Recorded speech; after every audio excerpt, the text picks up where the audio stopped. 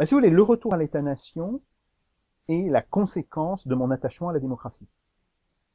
Parce que aujourd'hui, il n'y a pas de démocratie en dehors du cadre des États-nations. Et on voit bien, bien sûr, on peut avoir les meilleures relations possibles et souhaitables avec les autres pays européens. J'ai de la famille italienne. Si vous voulez, je vais très souvent en Italie.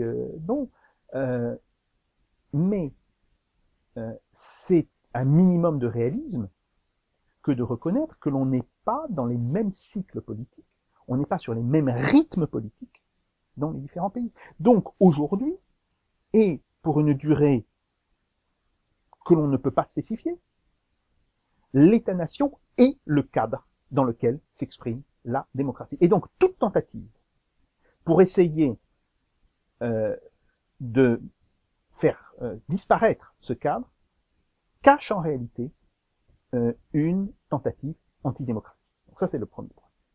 Le deuxième point, c'est évidemment sur la question du protectionnisme. Alors, le protectionnisme, si vous voulez, il doit être fonction des impératifs écologiques et sociaux. Et donc, ça veut dire que quand un pays a le niveau de protection sociale et le niveau de salaire et de protection écologique et le niveau de salaire qui correspond à son niveau de productivité, il n'y a pas de problème.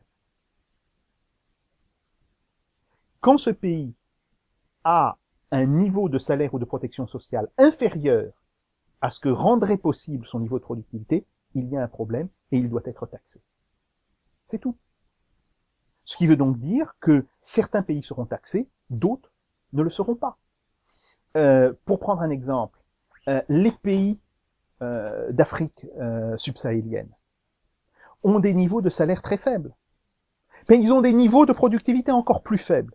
En réalité, si vous faites le calcul, le niveau de salaire aujourd'hui au Sénégal ou en Côte d'Ivoire est supérieur au niveau relatif de la productivité par rapport à la France. Donc ces pays seraient en droit de taxer nos produits. Et nous, certainement pas. Par contre, dans le cas de la Chine, parce que c'est essentiellement par exemple, mais pas seulement, il est clair qu'il y a certaines branches où le niveau de salaire est beaucoup trop faible, et le niveau de protection écologique en particulier, est beaucoup trop faible par rapport au niveau de productivité.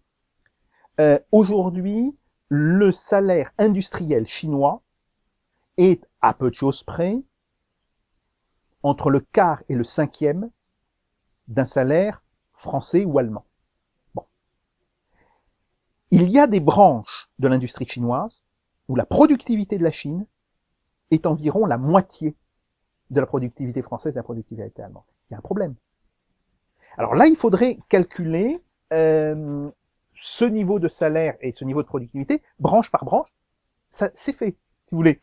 Il y a déjà des études qui sont faites là-dessus, et on voit d'ailleurs, c'est très intéressant, qu'il y a certains domaines où les Chinois ont fait de très gros gains de productivité, mais ils n'ont pas fait les gains de salaire. Il y en a d'autres où ils n'ont pas fait de gains de productivité, où disons les gains de productivité sont beaucoup plus faibles. Donc là encore, on voit qu'il y a des produits qui devront être taxés, pas d'autres, parce que ça correspondrait à ces gains de productivité. Bien. Troisième niveau de discussion. En réalité, il y a un grand non-dit dans cette question-là. Et si vous voulez, je m'attendais à ce que vous me posiez la question, mais on va mettre les choses sur la table.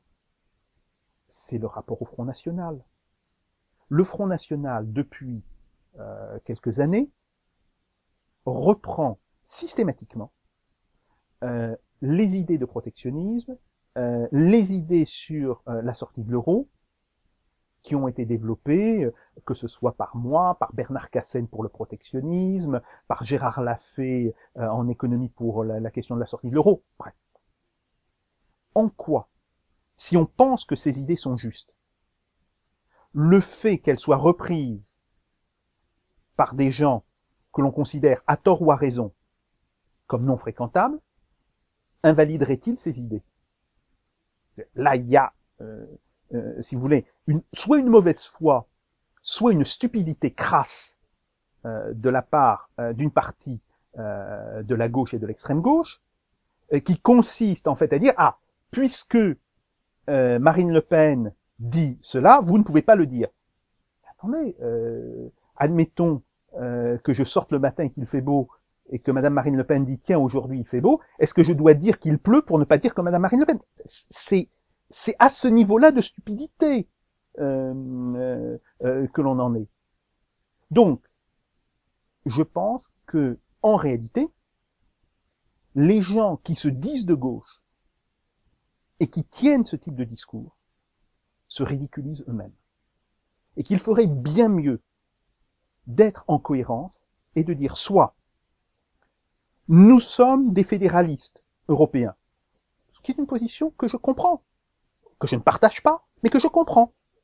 Et dans ce cas-là, nous pensons qu'il faut tout sacrifier à l'idée d'un fédéralisme européen, mais à ce moment-là, ils ne peuvent plus dire que ils veulent défendre les aciéries de Florange, ils veulent défendre le niveau des retraites actuelles en France, bon, et qu'ils soient cohérents avec leur position, ou alors ils ont comme position de dire nous sommes pour la défense des travailleurs, et non seulement du travailleur français, mais aussi du travailleur espagnol, du travailleur grec, du travailleur portugais, et qu'à ce moment-là, ils aient une position sur la question de l'euro qui soit cohérente avec leur défense des travailleurs.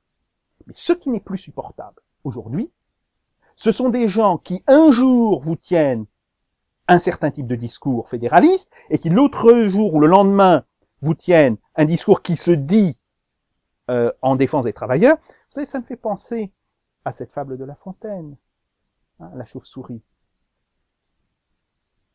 Je suis oiseau, voyez mes ailes, et je suis souris et que Jupiter confonde les chats. Alors voilà, les chauves-souris, excusez-moi, il y en a marre. Il y en a vraiment marre.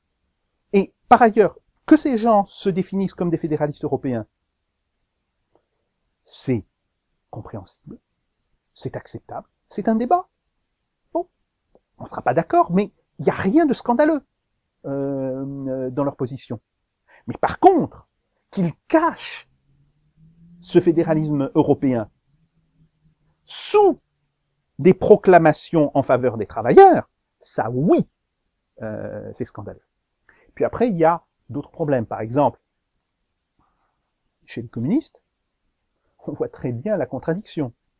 Ils ont besoin des socialistes pour avoir des postes et des municipalités, et donc, jusqu'à grosso modo 1 an avant les élections, ils prennent toutes les distances qu'ils peuvent, et puis quand on arrive à un peu moins d'1 an des élections, là pour le coup c'est les élections municipales qui vont avoir lieu en février prochain, hop, on se réajuste, et on commence à taper sur les gens qui tiennent des positions comme moi sur la sortie de l'euro ou sur le protectionnisme. Bon. Les communistes jouent à ça depuis maintenant plus de 20 ans. Chaque fois, ils y perdent un petit peu plus de plumes. Ils devraient peut-être comprendre que s'il y a une chose que les Français aujourd'hui apprécient en politique, c'est la cohérence politique. Et là aussi, je les renverrai d'une certaine manière au Front National. Et je dirais, quel parti a aujourd'hui le plus d'influence, que l'on soit d'accord ou que l'on soit pas d'accord, mais qui a le plus d'influence en France?